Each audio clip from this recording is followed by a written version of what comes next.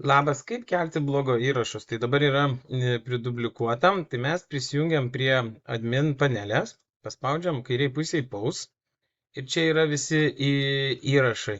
Tai tiesiog spaudžiame add new post.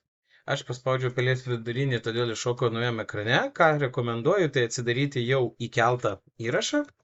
Tai iš esmės yra čia įrašo tekstas, čia jame galima ką norima daryti ir įdėti paveikslėlį tarpe, galima čia image įdėti, upload arba galima iš media library pasirinkti, kaip pavyzdys, ne? Titlas tai pavadinimas ir kas aktualu yra šone set feature image, tai čia yra tas pagrindinis paveikslėlis, kuris, kaip sakyt, kuris pagrindinis ir matosi va šitas mūsų.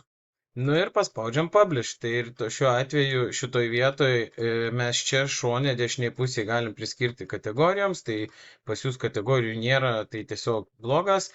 Ir jeigu prarefreshintumėm blogo puslapį, atsirado itemas su pavadinimas, atsidarom, jame yra nuotrauka, yra tekstas ir taip toliau. Ir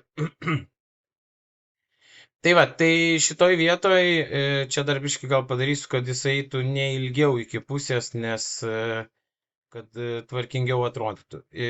Bet iš esmės tokiu principu galite dėlioti visus įrašus. Taip pat galime vėl nueiti į tą patį post, all post. Ir čia galima tiesiog spausti trash, ne, ir į šiukšlių dėžę įdėti, pavyzdžiui, keletą įrašų move to trash. Ir jie visi sukeliauja į šiukšliadėžę.